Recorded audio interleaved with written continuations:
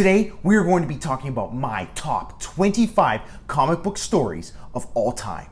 Right here, right now, coming at ya.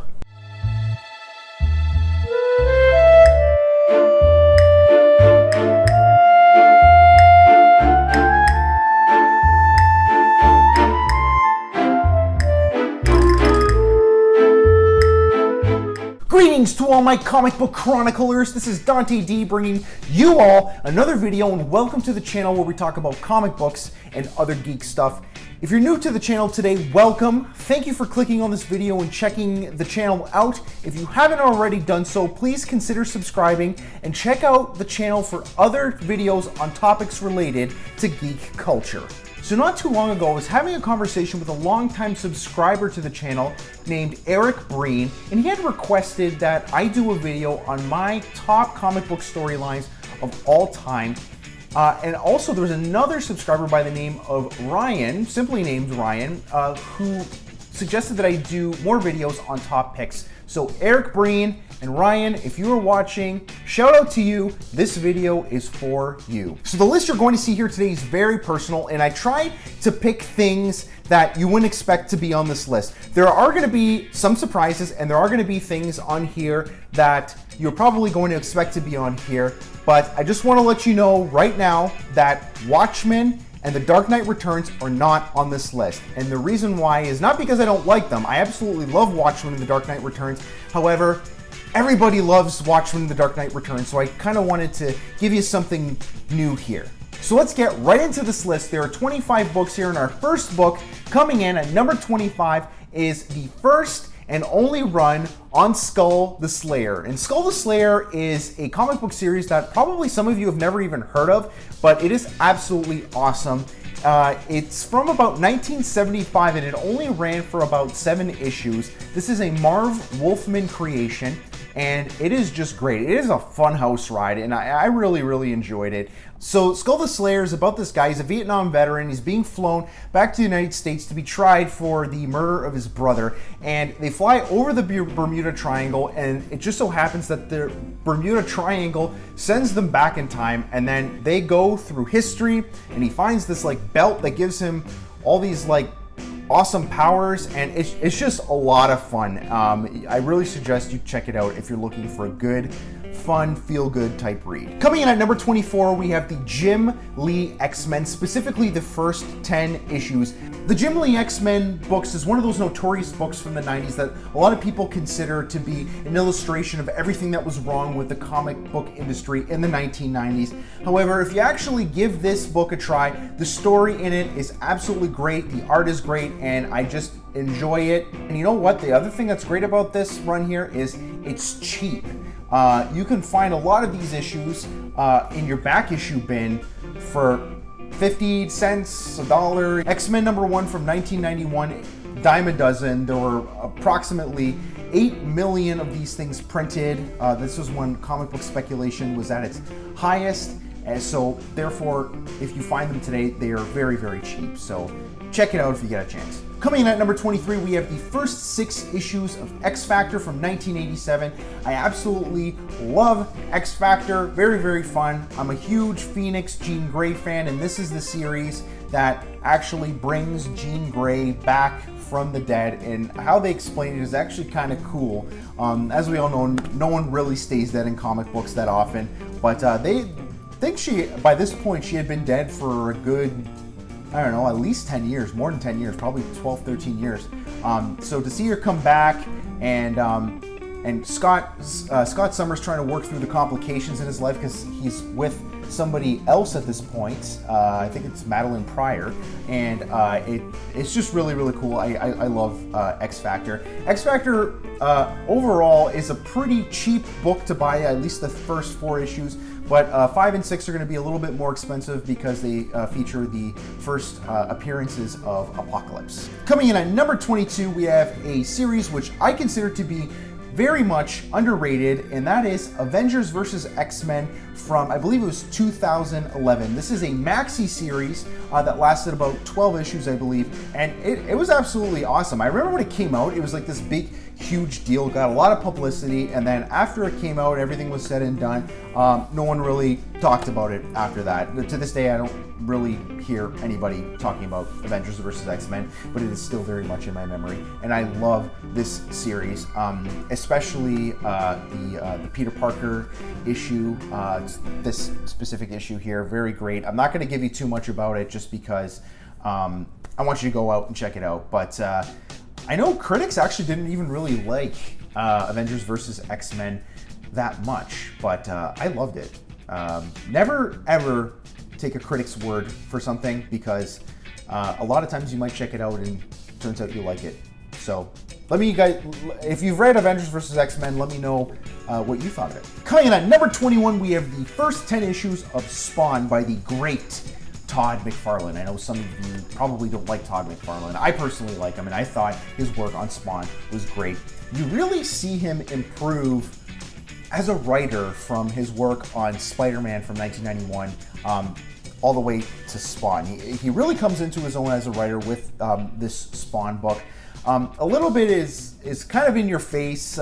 He really tries to go for a little bit of shock value with Spawn, but I enjoyed it nevertheless. It was really, really great, and I just think the character of Spawn is awesome. Just this guy that dies and comes back only to see that his best friend is now sleeping with his wife. Like, it's just it's great, and he's this like demon with these like awesome powers. Like, I don't know, Spawn is just cool. At number 20, we have the Sleepwalker series. This is a series from the early 90s when comic speculation was at its highest, that lasted for about 20 issues or so. I believe it was 20 issues. A lot of people kind of dismiss 90s comics as being total crap, but if you give some of them a try, they're actually really good. Sleepwalker is actually one of my favorite series from the 1990s. Really cool idea for a character. I really wish they would kind of revive him and give him his own series again. The character in there who I guess you could say is Sleepwalker, but he's not, because Sleepwalker is just a manifestation of his brain. I won't get too much into it, but there is a little bit of a Spider-Man feel to it, where you have this guy who's in college, he has problems, and he's trying to manage his love life and his school life with this whole Sleepwalker thing that's going on when he sleeps, and it's just it's still great fun no matter what. I love Sleepwalker. Check it out. Another person who absolutely really adored this Sleepwalker series was Robert Kirkman of The Walking Dead. He actually has said in interviews that he really enjoyed the Sleepwalker series as well. Coming in at number 19, we have a storyline called The Rot, which was a crossover storyline that happened with the New 52's Animal Man and the New 52's Swamp Thing. I actually personally like the Swamp Thing stuff better, but The Rot is just a wicked ride. It's really great. It lasted for a really, really long time. I think it was 20 issues of Swamp Thing and 20 issues of Animal Man, but it is totally worth it. Check it out. You won't be disappointed. Volume 1 of the Man-Thing from the 1970s. I've said this a few times before. Man-Thing is one of my favorite characters. Love this character from the Marvel Universe. Now, the first volume of Man-Thing, I believe, ran about 22 issues or so. By the end, it gets a little weaker, but I have to say at least the first 10 issues of Man-Thing are solid and stellar. I also wanted to include Alan Moore's run on Swamp Thing on this list in this spot somewhere. However, I'm actually in the midst of reading that and I have not completed it yet, so I'm going to reserve my judgments for when I finish reading the entire run on Alan Moore's Swamp Thing. Number 17, we have Marvel's Kull the Conqueror from the 1970s. Kull the Conqueror is an awesome character, and this is a very underrated title. Kull oftentimes gets overshadowed by his bigger brother, I guess you could say, Conan the Barbarian, but you really have to give Kull a chance because the first 10 issues of his series are just great. I enjoyed them from the first issue all the way to the last. Really kind of has a little bit of a Game of Thrones feel to it, and Kull isn't any less of a character than Conan the Barbarian. I think both of these should be held in the highest regard. They're just both great characters. But check out Cull.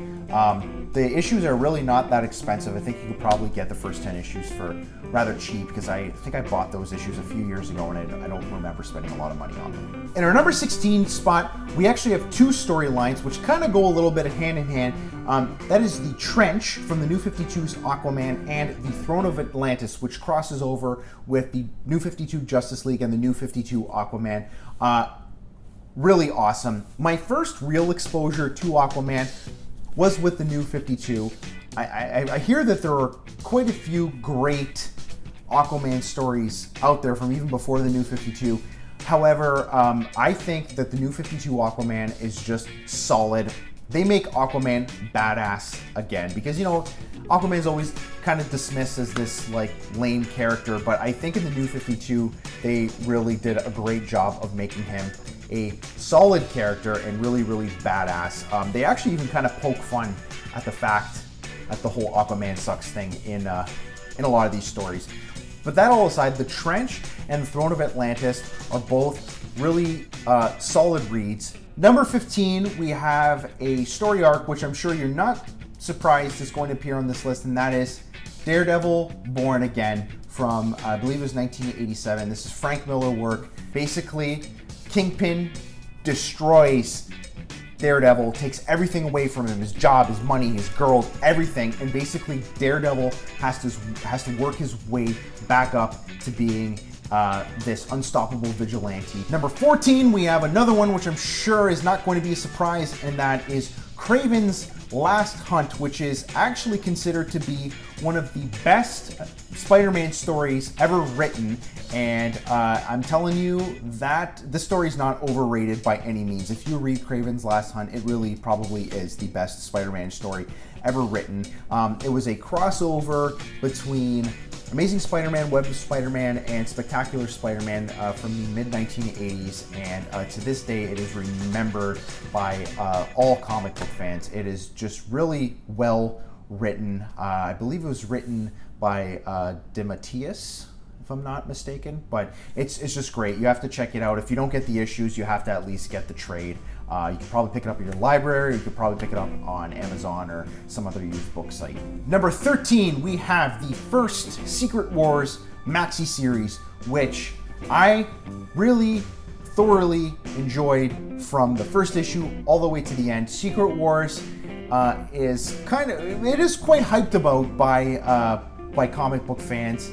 But it is not overrated. It really is an enjoyable series. When you think about the premise of the story, you think it sounds a little lame, you know, where this cosmic being transports all of these supers from Earth on this planet to kind of battle it out in the winter, takes all type of thing. It does sound a little kind of lame, but when you actually read the story, it's actually really, really good. And I believe you will enjoy it if you haven't read it already. The Secret Wars maxi series is also the series that first introduces us to the symbiote. Said it right now. There's a little bit of story behind that. Few people have kind of reached out to me in the comments and said, you're saying symbiote wrong, because I was saying it's symbiote before, but apparently it's pronounced symbiote. So I stand corrected. There you go, guys. I'm saying it right now. It's symbiote. But anyway, yes, Secret Wars is the series that introduced us to the symbiote that changes Spider-Man's costume black, and the symbiote that eventually becomes Venom.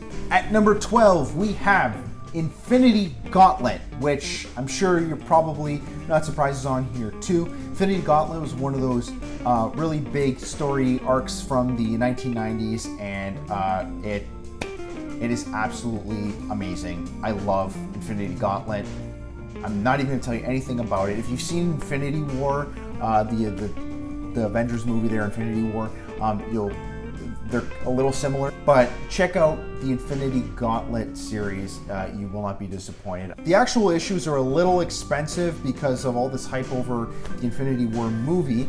However, go out and pick up the trade either at your library or at a used bookstore.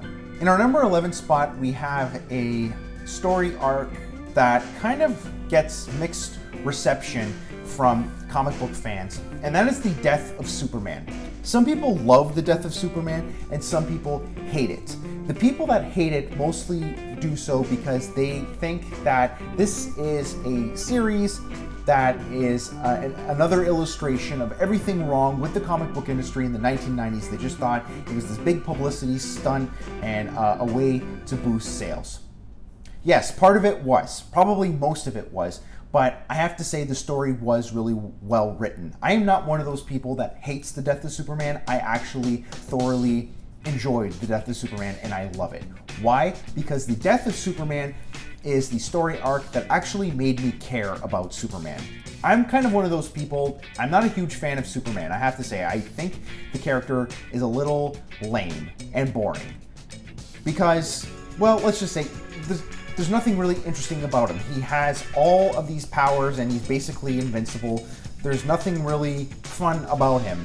And I just overall don't enjoy Superman stories that much, but I really enjoyed the death of Superman. And I also enjoyed the funeral for a friend run on Superman. It was just, I thought it was really, really well done, despite all of the publicity it got and despite people thinking it was a publicity stunt. But it was a very well written publicity stunt, if you ask me. In our number 10 spot is not actually a story arc, but it's a yarn from Shock Suspense Stories #1 from EC Comics, and that is a story called The Monsters. This is a science fiction suspense story from EC Comics, and it's very, very thought-provoking, and I think it really kind of does well to make you think about who we are as a human race and where we're going. It's very interesting. I would really suggest you check this out. You could probably even find it online right after you finish watching this video and check it out, but I really enjoyed it, and I really think that it was way ahead of its time. In our number 9 spot, we have Batman The Long Halloween. This is a very well-regarded and a very highly respected Batman story by Jeff Loeb, who people love and hate all at the same time. However, whether you love him or you hate him, Batman The Long Halloween is a great read.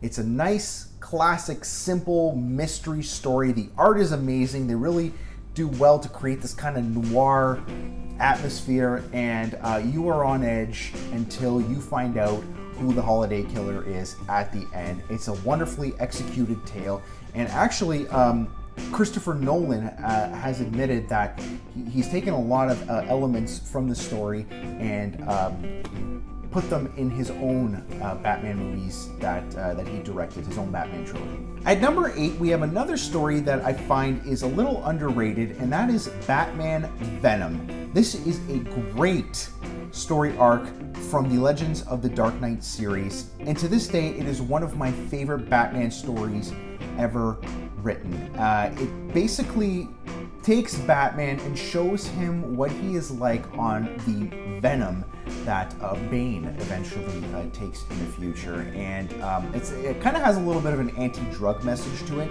but it's not preachy at all, and I find it to be amazing. It's really cool to see Bruce Wayne, what he's like on this Venom. He basically turns into this like jock who's like super violent. It's like it's great. You have to check it out.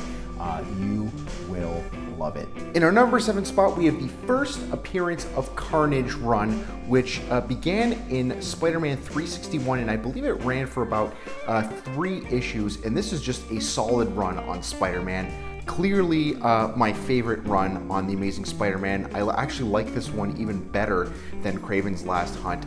Carnage and Venom are just 2 really dark villains, and they both appear in this run, and it's just such a solid run.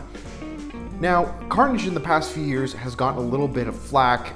Some people, critics of Carnage, say that he looks a little bit like the Joker, and he really does look a little bit like the Joker, but I mean, if you just treat Carnage as his own villain, he really is just great. And he was really the Spider-Man villain for the 90s. Venom was the Spider-Man villain for the 80s. Carnage, Spider-Man villain for the 90s. And if you have not read this run, I really suggest that you go out and check it out because it is just amazing. In our number 6 spot, we have the A Death in the Family run from Batman number 426 to Batman number 429. This is probably another one that isn't going to be much of a surprise to you. This is another very highly regarded Batman story. And I have to say, I believe this was the first comic book story arc that I ever read. The first comic book story that I ever read, I believe, was The Dark Knight Returns when I was 13. When I actually started collecting comic books, this was like the first run that I ever read, and I just fell in love with it. I've read it a few times. Part of the reason why it's on this list is not only because it is such a wonderfully crafted story, but also because it is one of the first story arcs that I have read, and I really hold it dear to me. In our number 5 spot, we actually have 2 graphic novels that were published as graphic novels. These are Batman Earth 1 Volume 1 and Batman Earth 1 Volume 2. I actually find these books to be a little underrated. I don't want to say too much about them, but I have to say these are perfectly crafted Batman stories. If you really like the portrayal of Batman in the Arkham games, I think you're really going to enjoy the Earth 1 Volume 1 and Volume 2. Batman Earth 1 looks at Batman's first year as Batman from a different perspective, not Frank Miller's perspective.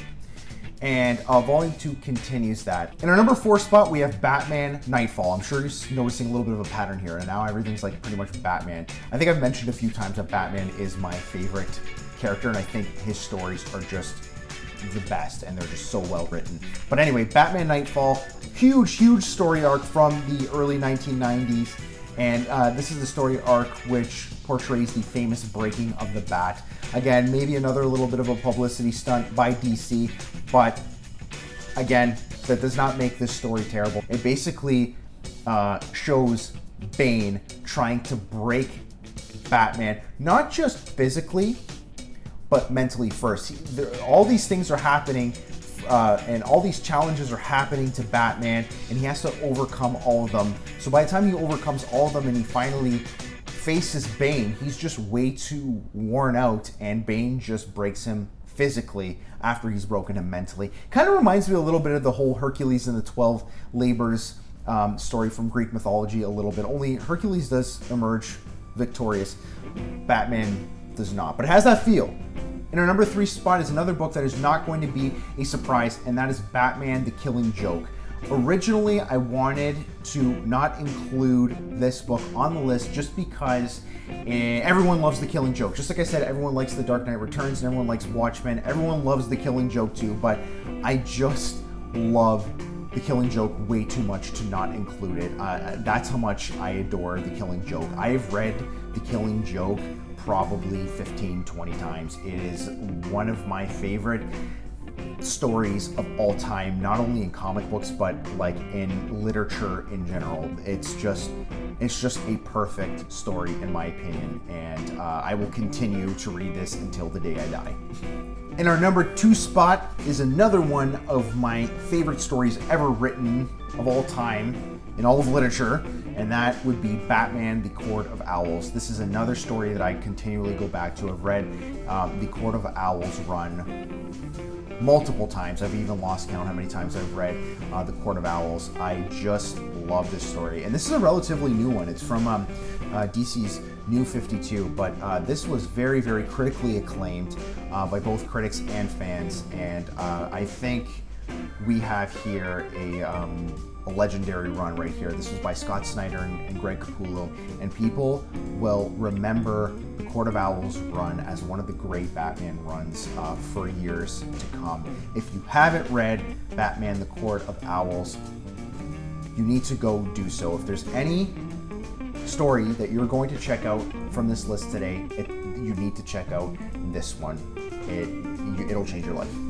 And finally, in our number 1 spot, which would be my favorite comic book story ever written, that would be the Joker's first appearance in Batman number 1 from 1940. This is probably another one of the first exposures that I had to comic book literature. Like I said, The Dark Knight Returns was the first comic book story that I've ever read, and I loved it. afterwards, I remember begging my parents to get me this DC archive editions of The Dark Knight for Christmas one year. I think it was back in like 2001, 2002, something like that. And this book was really expensive. Even back then, this book, I believe, brand new was like $70. And $70 is a lot of money to spend on a book. I begged them, and they surprised me. They actually got this book for me, and I was so excited, and I just devoured it. And that is when I read Batman #1 from 1940, which features the first appearance of the Joker, and it is such a well-crafted story. I have to say, I've read quite a few Golden Age books and stories from the time, and I have to say, overall, the writing for Golden Age books is not that great. I think we all can agree that Golden Age books have this great appeal because they are among the first comic books ever published, and they feature the first appearances of many of our characters. But these stories are not really that great and fun to read. That is not the case with the Joker's first appearance. I think that story was so way ahead of its time. For a Golden Age book written in 1940, the story was just really, really well put together and enjoyable. And you can read Joker's first appearance today and still thoroughly enjoy it. You won't look at it as, oh, well, it was good for 1940. No, this was like just good. Even by today's standard, it's just a fun story. So check it out. So that does it for our list today. I really hope you enjoyed it. Those are my top 25 comic book stories of all time. Were any of the books that appeared on this list today your favorites? If not, what are some of your favorites? Let me know in the comments. Until next time, this is Dante D signing off. I will see you all in the next episode.